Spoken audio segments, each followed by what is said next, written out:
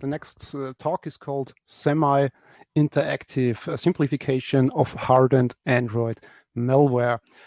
Abdullah is the mobile security team lead of the company Adjust, located in Berlin, Germany, providing mobile analytics services and overseeing the security of mobile open source libraries integrated into tens of thousands of devices, hitting a total of more than 400 billion data points per month, which is a quite impressive number to deal with.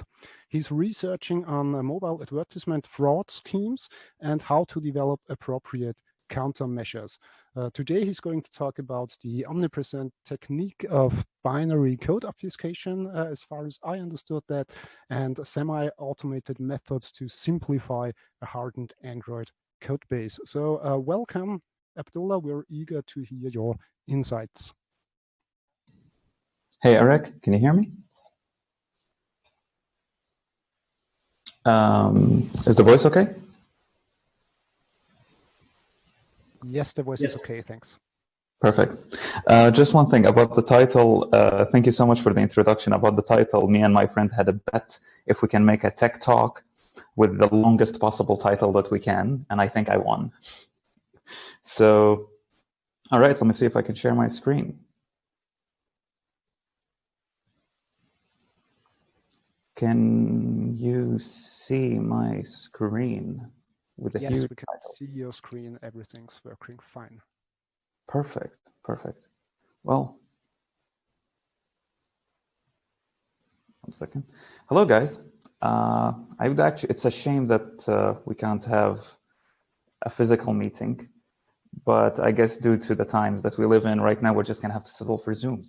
My name is Abdullah Joseph, and today I would like to talk to you guys about something that I was researching as part of my job, which is usually looking into ad fraud prevention techniques. Because of that, most of the things that I look at are malware, adware, usually it's called in that space. And adware has some really interesting functionality. People usually do it without any interesting rootkits or jailbreaks that you can see exploits running in the wild. They usually use whatever it is that they have living off of the land. I guess that's what it's called. So you basically see them trying to install an application, an APK downloaded for the sole purpose of making what's called in the ad industry an install, which means that you can get attributed to a network with that money. And basically, if you keep doing this ad infinitum, I don't know, 1,000 times, you can make very good money. So this is the field of research that I work on. And today I would like to talk to you a little bit about some of the interesting malware that you can find, the 20 percentile, not the most of the ones that you see on the wild. These are the ones that you see that have really cool obfuscation techniques and software protection mechanisms behind it. This is the agenda for today. It does include a small demo, so I really hope that with the new laptop, because my laptop, my MacBook spilled coffee on it yesterday. This is a new laptop. I really hope the demo works. And if it doesn't, that's God just doesn't like me today. So without further ado, let's talk about software protection. So I met a few malware authors in my life. I don't know exactly how their job, their 40-hour week looks like, but I'm imagining it's something like this. So basically your boss comes and he tells you, you need to make something that works, something that can get us money through malicious ways, and it's undetectable. Why should it be undetectable? Because malware is actually detected all the time.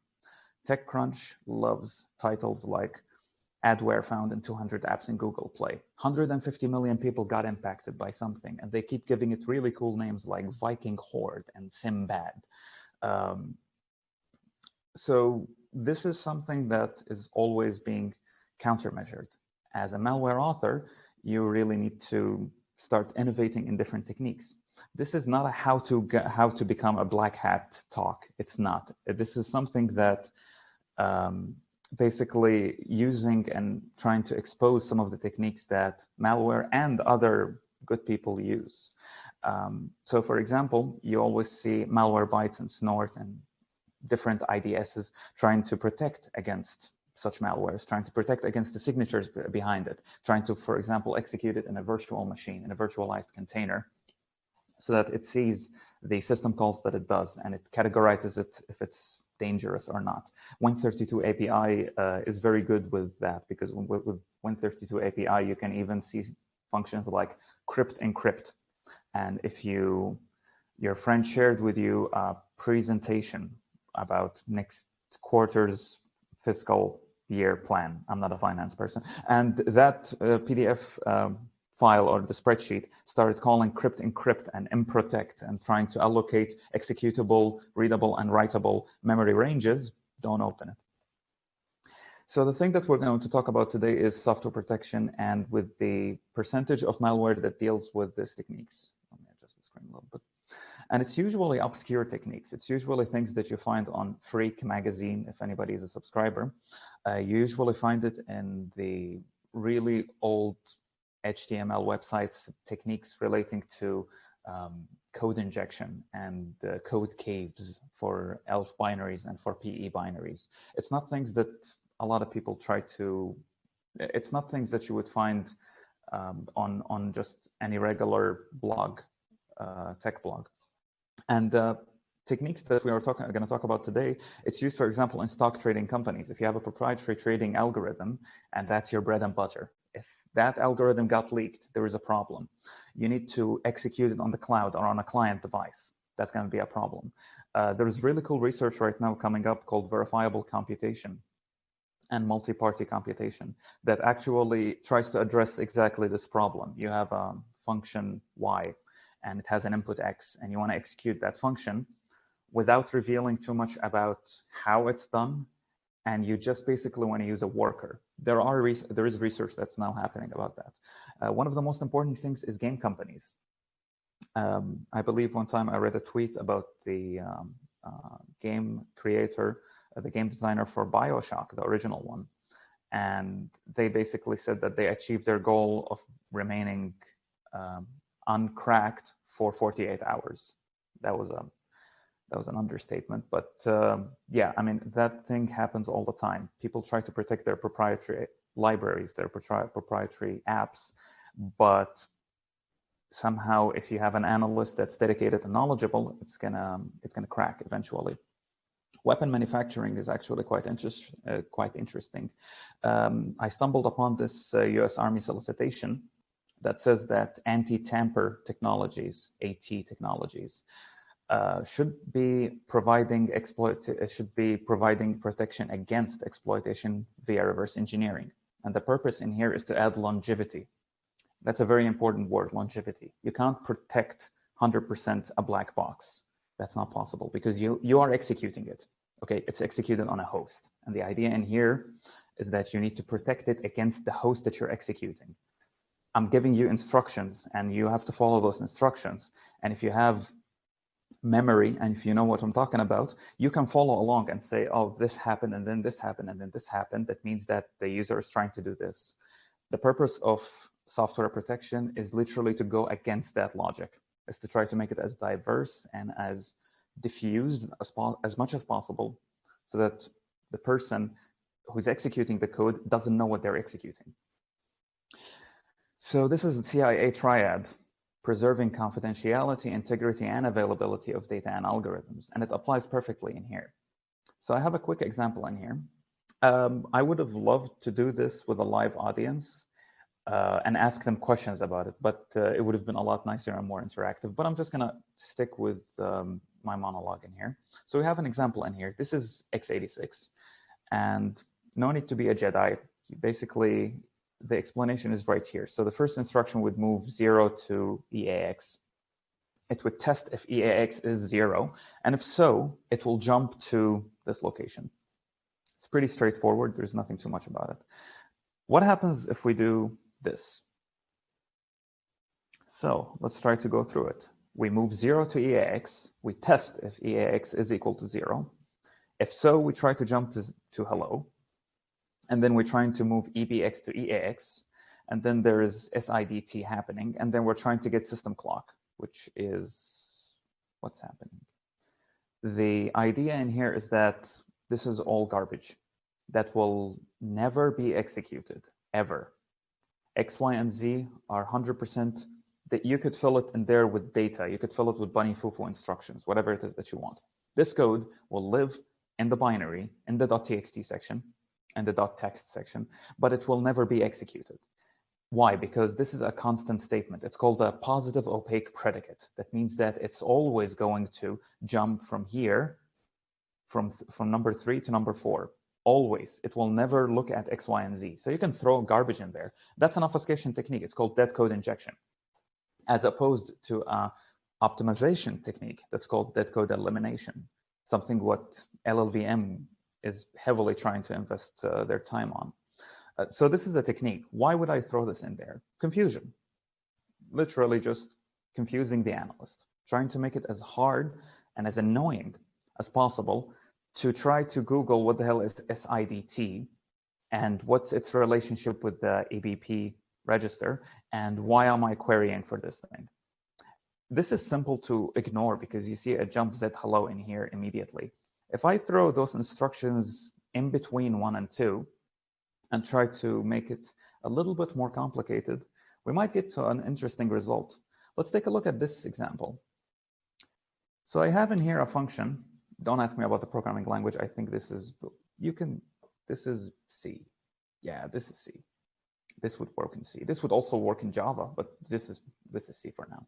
So actually Java doesn't have int type. Forget about it. So in here we have a function called foo, and it takes 3 arguments, A, B, and C, integers. And then we do a Boolean, mixed Boolean operation in here, and we do a minus C. What's the result of this? Before anybody wipes out their Python calculators, it's a 0. And this is very easy to interpret. This is very easy to do for a machine. This is very easy to do for a human with a calculator. It should be straightforward. And if we try to do something like this, which was very hard to write, this executes, and it executes well. And there is no problem. A machine will understand this. However, if I ask you right now, foo 1, 2, 3, what's the result?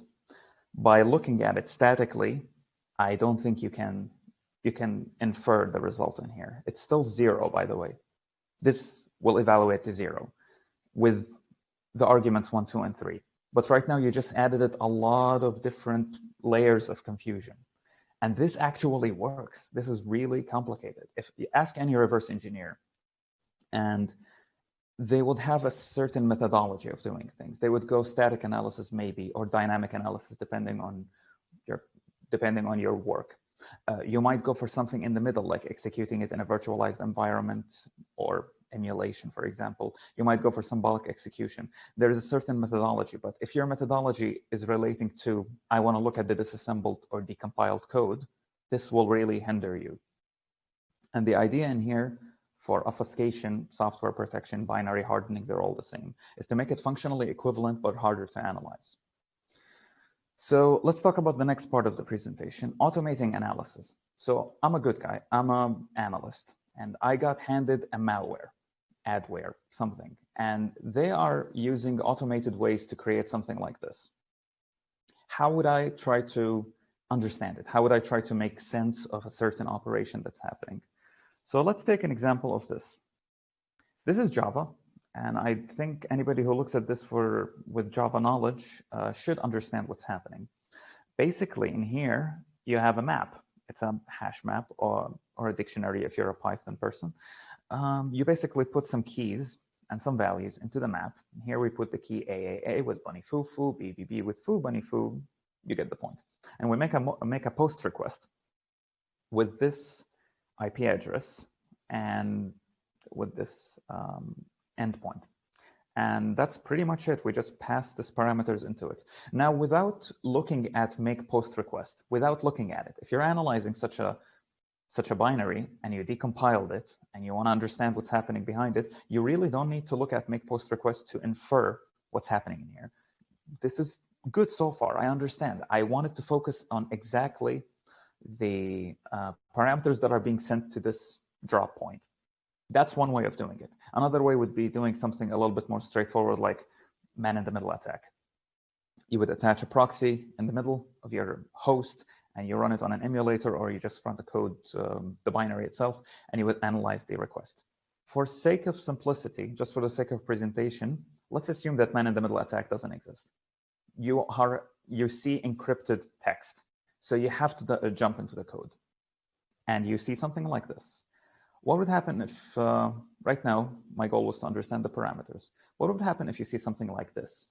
And let's assume, just for just a thought experiment, that man-in-the-middle attacks is a little bit hard. Maybe this post request is AES encrypted. And you would have to dive into static analysis. You would have to dive into the code to understand the values that are being sent. And you see something like this.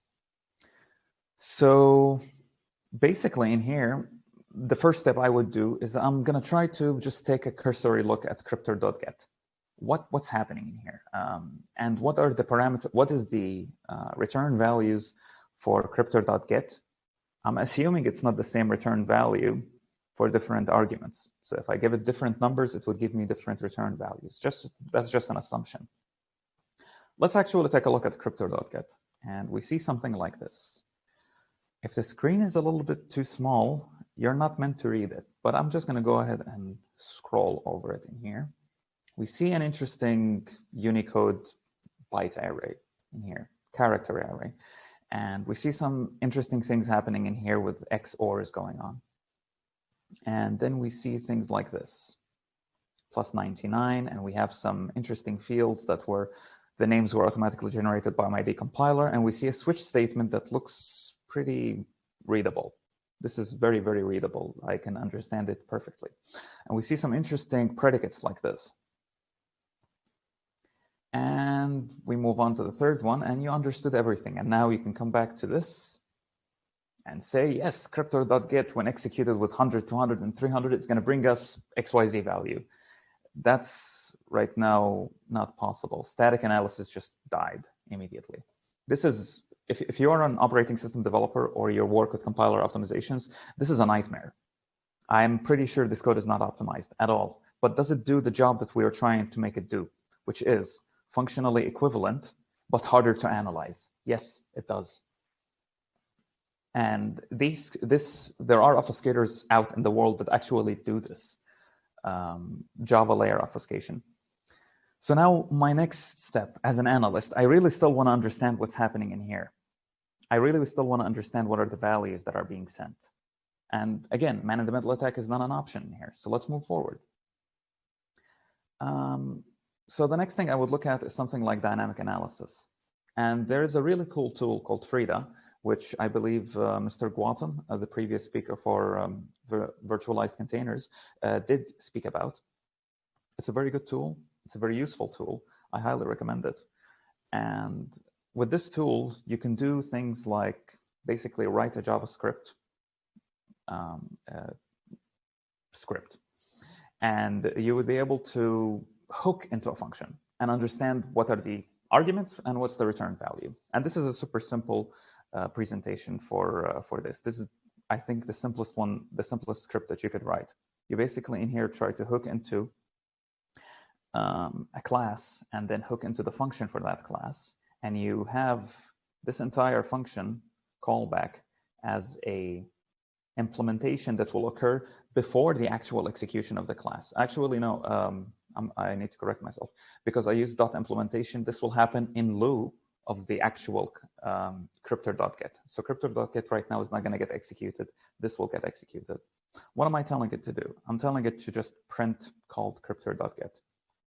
And then I wanted to run the actual implementation and print the arguments and the return value. This is pretty cool. It's pretty simple to do. And the result that I see is this. So I just tried to understand what 3 instances of cryptor.get do. And I tried to run a semi-debugger to basically tell me what it's doing. And I was welcomed with this. This is 7 more times than what I wanted. As an analyst, I just increased the number of man hours I need to spend to understand what's happening in here. This is not so good because now I have to investigate other locations, and that's not giving me the result that I want. I want just to focus on those 3 instances of crypto.get, and I just want to understand what that post request is doing. I really don't want to look at 7 other instances. And I assure you, it's not going to be 7 other instances. It's going to be like 1,000 other instances. If you used an automatic obfuscator to obfuscate your code, it's not going to be obfuscating 10% of it or 20% of it. It's going to be obfuscating most probably 90% of it. So you're going to see a lot of this. So the next step that you could work with is that right now you have distinct numbers, right? So I have 100 being called in here, and a 200, and then a 300. And it's different than 231. 2, 3, 2, 1, 2, 11, and 300. It's different, right? So we have a shared last argument, but the others are different. And I'm assuming that it's going to be different arguments are going to give me different return values. So since they have distinct numbers, maybe we can somehow trace the call stack, print the function arguments, and we'll be like, okay, if we find 100, 200, 300, then it belongs to key number AAA, key with AAA. And if we found it with something like this, it should belong to BBB, and we don't care about the 7 other instances. That's one way to move forward. And to do that, we actually have to print the call stack. Luckily for us, the printing the call stack is pretty simple. It's something that any exception in Java would do, and it translates 100% to Android.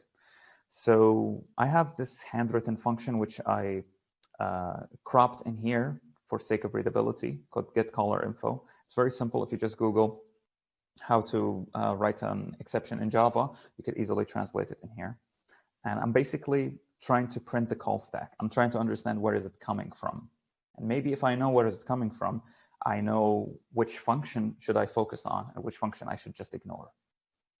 And I executed it. And then I found that the execution is like this. All of them are coming from crypto.get. That's obvious because I'm hooking into crypto.get. All of them are being called with line number 1, 1, 1, 1. So that's a problem. And that's the disassembled Smalley. Smalley is a Dalvik bytecode representation language that you can use for disassembly. It's very useful if you want to do any sort of Android reverse engineering. And if I look at the code, I see that there are dot line directives, they call them. And they are all the same. And this is allowed, unfortunately, in the Android ecosystem. You can have duplicate debug directives. And the idea in here is that there's only one limitation, which I just highlighted in here, that the line register represents source line should be associated with the next position table. It should always be a positive number. That means that 0 is not allowed, but anything less than 1 is not allowed. But apart from that, you can have duplicate numbers. That's possible. I will show you right now a demo how this is very much possible. So we've reached an interesting point. We have 10 instances of crypto.get that we really don't care about. And we only have 1 that we care about, 3 that we care about, actually. How do we move forward from here? One option that we can do is something called relining the APK. This is not a common technique. I actually didn't find any tools for it. And the idea in here is that you can basically try to reline all the numbers that are there so that they are sequential instead of being duplicates like 1, 1, 1, 1, 1, 1. I don't think I have too much time for this, so I was supposed to show 2 demos. I will only show 1, and if we have time, I will get back to the relining demo. But right now, let's just move forward with the presentation, and later, if the Q&A was short, I can try to execute this demo. So let's go back to the next steps. We tried to understand which this crypto.get business. We hooked into it, and we saw it's being executed multiple times. We tried to get some sort of a call stack to see, okay, it's being called from this function, so we can just analyze this function and this line. And that failed because they were all executing in the same function and the same line. So the next step would be that, as I said, somehow relining the code base. However, what I would like to see as an analyst is that I would like to basically execute the code. Just execute it once, run the code base, and then have it being annotated. Basically, by annotating, I mean some sort of a comment, of the execution flow. There are a few tools that do this. There was a tool called FinRes long time ago. It was using ptrace to actually do that. The tool has been discontinued. I found it in archive.org. There is no trace of it on GitHub or anything like that. There is a tool that does this. It's a layer on top of GDB called GIF, G-E-F, and it has a function called trace-run, and it will do something like that. However, both those tools run native. I want something that could run on Java, on a virtualized, the Java virtual machine, and give me something like this. Basically have a get, which is the name of the function I'm calling, with the arguments that I'm calling, and gives me the return value. Perfectly clean and perfectly readable. I don't care about recompiling the code base. That's not my intention. My intention is to basically just annotate these execution flows and try to understand them for myself as an analyst. Write them in my report, for example. For a specific run. So if I execute different buttons in the program, it should give me different results. So that should be a different code base. That's the situation I would like to see as an analyst. And now we have the demo. I think I don't have too much time, but I'm hoping I can try to show you guys how this works. I really hope everybody can see my screen and i3 didn't die on me. Right, so I'm just gonna run the test suite for the project that I'm working on, which is the Cryptocon. And it failed miserably. Right, Android home equals, where did I save it this time? That failed. Let me see if I can show you the result of what this is gonna happen. Yeah, the demo, I have Android Home. I forgot where I actually installed it. And this is a new computer. So if I start right now fighting with it, I assure you it's going to be 20 minutes with you guys looking at me and it's not going to work. So I'm just going to show you the result of what it's going to do. So the result is you would execute it with something like, and there is a README in the project that I'm working on that will actually show you the execution environment. So you would have to run something like this, basically.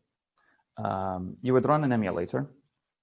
You would run a script called install Frida server. Both of those are included in the project. So all you have to do is basically just copy paste this line and this and run it, and it should be okay. And it should install all the dependencies for you. And then you would run something like this. In here, you would specify the APK that you're working on. You would specify a hooks file. And this hooks file should look something like this. Let me zoom in a little bit on it.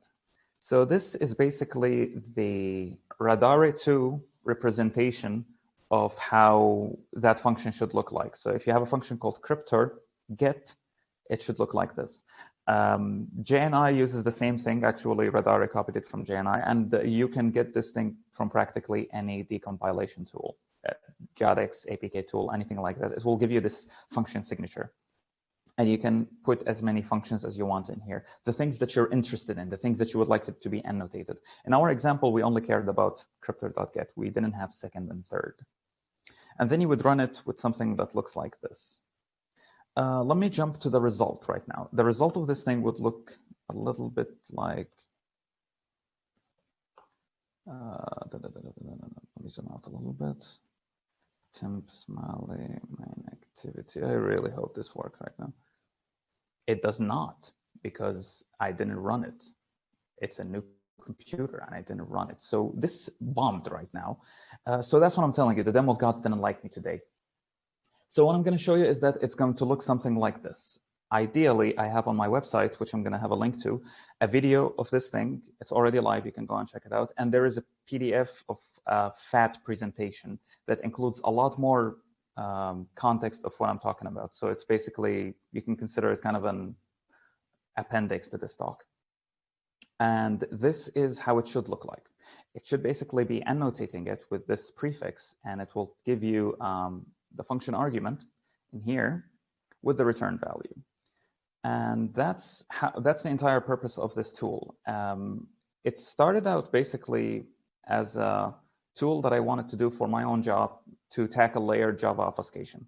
So if you have something that is doing some sort of a string obfuscation like what we're seeing in here with cryptor.get or something like that, there are commercial obfuscators that do that. And it will tackle something like realigning all the code base. This is what the tool was supposed to handle. I'm very happy I used it in at least 5 malwares right now, and it works just fine.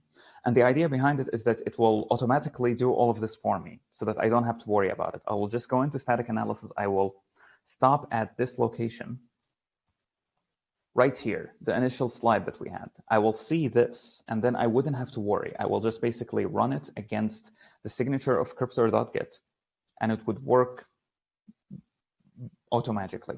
I don't have to worry about myself diverting attention to 7 other instances, or having to worry about how to set up Frida, or having to worry about the emulator that I'm working with, and x86, does it have an x86 or does it have an ARM architecture? I just want to worry about this exact point, and that's it. And this is what the tool is trying to do. It basically parses an APK and realigns it entirely. It has a built-in Smalley parser, and it's trying to actually handle it so that I can show you this. If you see in here, dot line 1. So as you can see in here, this is a disassembled APK that has multiple line 1s. Actually, all the lines are number 1. There is an issue that you're going to get if you're trying to just use it with like a bash script that runs SID, and you just try to sequentially put all the lines, is that you can have multiple, and this is very legal, you can have multiple invoke virtual in here. That's not a problem. If I recompile the code base right now, this will work just fine. I hope so. This is a problem because if I'm trying to hunt down for the specific cryptor.get instance that is in between line 2 and line, for example, 3, remember it should be sequential, I will get 10 instances of, well, not 10. I will get 6 instances of the function that I'm trying to hook into, which is a problem because I only want one line to correspond with one instance. It will make a lot easier sense for me to understand it like that. So the tool actually goes through every single line and try to see if it's illegal or not. For example, you can't put lines in the middle of an annotation block. And it will try to have a threshold of usually 2 lines. You can, of course, customize it to have it in between each line. It will have something. That's the idea of the tool. Using something like SID or just a simple Python script that tries to sequentially change everything didn't work for me, because the malware that I was looking at, it even used reflection and string obfuscation with reflection to try to call methods. So literally every single function call in there was reflected in a specific hotspot of the program. And every time you try to do anything, there is always a call to cryptor.get. There is always a call to a reflection afterwards, and it's always realigned. And they were using opaque predicates. That means that there were junk code. You remember that dead code injection technique? They were using it. So it's even bloating the code base even further. Looking at it gave me a headache. So the tool that I wanted to use, oh, by the way, realign is an actual word. I didn't invent it. I almost started using it in the company and nobody believed that it was a word. Thank you, Merriam-Webster. So the idea behind it is that I needed something that is simple to use and could be reproducible by anybody later. And this is the tool that I came up with. The idea that I would love to have behind it is to include more simplification techniques. And this is where you guys come in. The idea is that I would love to get some more emails, issues open on the GitHub repo that tells me what other deobfuscation techniques that you try to use. Could something like this work with it? There is a lot of automatic deobfuscators that are out there. I have a slide after this to show it. However, the ones that I used didn't fulfill this purpose for me. I needed something that could be used by an analyst for specific cases. In this case, layered Java obfuscation. It would be really cool to use some sort of a symbolic execution engine like Anger or Miasm. Using something like that, you could even try to simplify cryptor.get. So if you actually would like to understand the algorithm for crypto.git, which looks like Egyptian hieroglyphs, ideally you should use a symbolic execution engine that could give you instructions that are easier to use. If you want to replicate this thing, if what you care about is crypto.get, not for example, make post request. That would be something cool to see. And I did mention about sharing your experiences with me, and that's pretty much it. Sorry guys for the demo, that actually sucked, but yeah, I mean, spilling coffee on the laptop kind of ruins the motherboard. So I'm happy my colleague let me lend his ThinkPad for this talk. This is, I think, the last slide. It's similar work to the things that I just mentioned in here. Both of those repos simplifying Dex Oracle were made by an amazing person called Caleb Fenton, very, very smart guy. Decrypticon, the tool that I was supposed to show you, is taking a lot of influence from Dex Oracle. And the idea behind it is that Dex Oracle does some static Android deobfuscation rather than running it once, running the entire execution flow, and then trying to understand the arguments and the return values. There are some cases where, for example, if you have a bloated code base with multiple positive and negative opaque predicates, basically dead code all over the place, Dex Oracle wouldn't work. There is another tool made by, I can't remember the name. It's a very famous tool. It's called Dex Hunter, and it does automatic Android unpacking using some really simplified generics. For example, if you have something like mprotect, it will try to map an executable, writable, readable range of memory.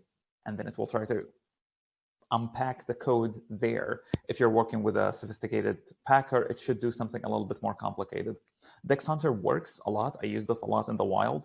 So the semantics behind the work that I tried to do, I tried to adapt the same flow that those three projects had. They don't replace, the project that I made doesn't replace those. I believe that it could be used as there was a scene in The Matrix, really cool, where Morpheus, Trinity, and Neo went to the Matrix, and then there was just rows and rows of guns all over them. And when Trinity asked Neo, it's like, oh, what do you want? And he said, guns, lots of guns. This is exactly the same case. You have multiple guns. You're an analyst, okay? You need more than one tool to do the same job. Because when one tool breaks, the other hopefully wouldn't. This is what I try to think about these projects. And it would be nice to see more projects like this, actually. And that's pretty much it, guys. Thank you so much. This is the repo that I was telling you about. Let me know if there's any issues with it. I'm trying to be active with open source communities. This is my Twitter. You can reach me out with any issues that you have. And as I mentioned, the slides for this presentation and hopefully a video of the execution will be on the website, my website, malwarecheese.com. And we are hiring on Adjust. So if you would like to work with some interesting adware fraud prevention techniques, you're good with C, you're good with binaries, please reach out. Here's the channels that you can find me at. Many, many, many, many, many thanks. Thank you, Android Security Symposium, for allowing me to present. And now I think the Q&A is up. Okay, thank you very much, Abdullah. Now that my audio setup seems to work as intended again, we're ready to continue with the Q&A session.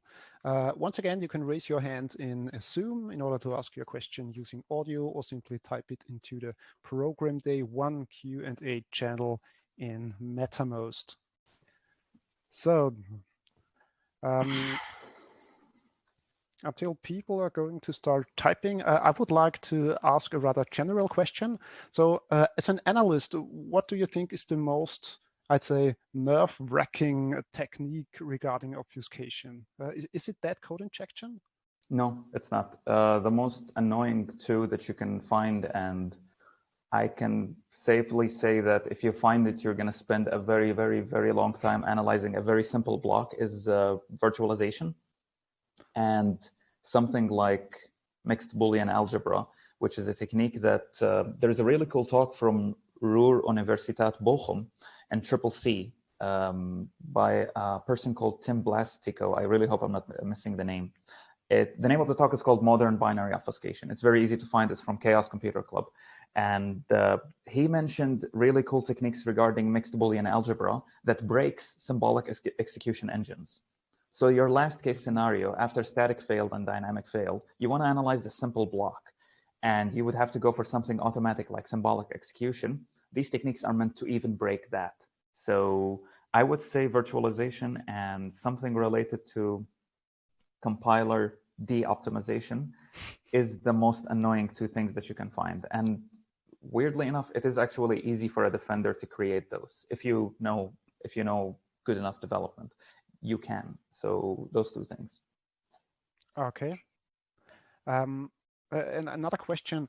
So from your practical experience regarding that code injection, once again, how much would an application's machine code or bytecode for that matter grow in size typically? So from a practical point of view regarding obfuscation tools which are readily available out there, are there any experience values to this? How would it grow in size? So can you see my screen? Yes, we can see your screen. Perfect. Let's look at something like cryptor.get. For example, cryptor.get, what it does, at least what I understood it should do, is basically try to match characters in here, Unicode characters, with each other based on whatever it is that you're passing. So if you're passing it 100, it will loop with a modulus over a specific number. I extracted the number once, I think it was 128 in here, and it will just basically loop over it and keep extracting it. So this entire function could be simplified by like 4 lines of code with the exclusion of the array. And you can see in here that it grew in size quite a bit. There's really no limit to that code. However, I can say that most of the malware I encountered had a very specific section that they highlighted with all the techniques. They threw everything there. There's a really cool paper about obfuscator LLVM, the original OLLVM paper, and they measured, they had a pass in there, a compiler pass called bogus control flow, and they basically do something very similar to this. They measured the increase in speed, sorry, the decrease in speed, and it was with all 3 passes that they had was 1.25x more than the original execution. So it's heavy, but if you try to control it, you can really try to reach a very nice sweet spot between functionally equivalent and still secure enough to not have an analyst break into your stock trading proprietary algorithm. It's the original paper from OLLVM that they had those speed tests. So you can check it out. I can share my screen.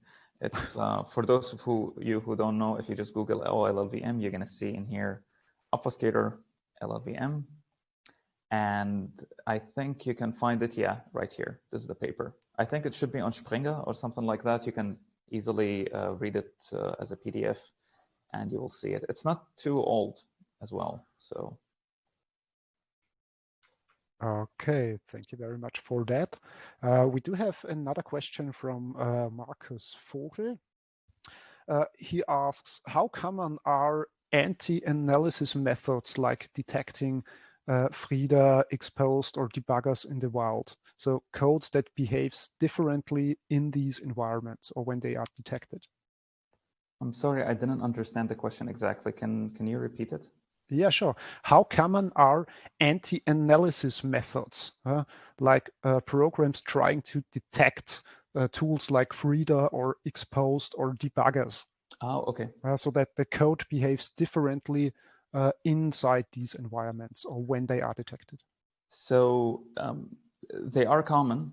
They're very common, actually. Like one of the most common things you can do to deter a debugger is something called the ptrace attach trace me trick, which is basically you have the binary trace itself, which means that no other debugger could hook into it. That's the most common one.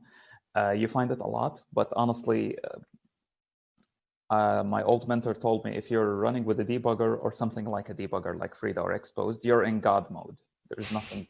There is nothing that you can run away from, because if you have a ptrace method that tries to hook itself, all you have to do in a debugger is just break into ptrace and then nop it, and that's it. You're done. And you can even move it to your disk, and you can have your friends execute it, and it's just a dead technique. So it is very common. You see it a lot, especially the ptrace attach trace me. I even think MSTG, OS at MSTG has that technique, if I'm not mistaken. I think they do. So it's very common to see it. It's even in OSIP, but breaking it is, for a talented analyst, should be not, it shouldn't take too much man hours from them, as I believe. Okay, thank you. Any other questions? Let me see. Okay, no. So I would have one more question until the next talk starts. So from my very sparse experience in reverse engineering, doing that using Smalley code is considerably more doable than x86, I would say, x86 assembly. And maybe for that reason, I don't know, it seems that obfuscation is more widespread in the Android world. Would you agree to that from your practical experience? I do agree. x86 is not fixed sized instructions. ARM is fixed size, so it's a lot easier to edit a binary, if you want to say, basically try to inject things in the middle. But with x86, it's not fixed size. So if you try to inject something, you're going to have a horrible time working with relative offsets for the jumps. You basically broke everything. So if you just, I'm not joking, if you just insert one single knob, you just broke all the jumps and the references. And LLVM and GCC try their best to optimize things. So you're going to have a very hard time with doing it with x86. The best thing I would suggest is, if you target native, is to do it from the compiler side. So you can take something like tiny_cc, a very small C compiler, and you can hack it. That's possible. Muvfuscator, it's an obfuscator that turns all instructions to muv. It's amazing. It's just beautiful. It hacked tinycc. The person who did it hacked tinycc to do it, which is just the most genius thing in the world. With Java, you still have jumps, but it's with Dalvik, you still have jumps, but it's a lot easier. And I can imagine that you can do binary editing a lot easier in there than in something like a compiler optimization. But then again, you have more people who understand x86, historically speaking, than you do people who understand Dalvik. So there is a trade-off, I guess. Okay, so one final question. We are already a little bit over time.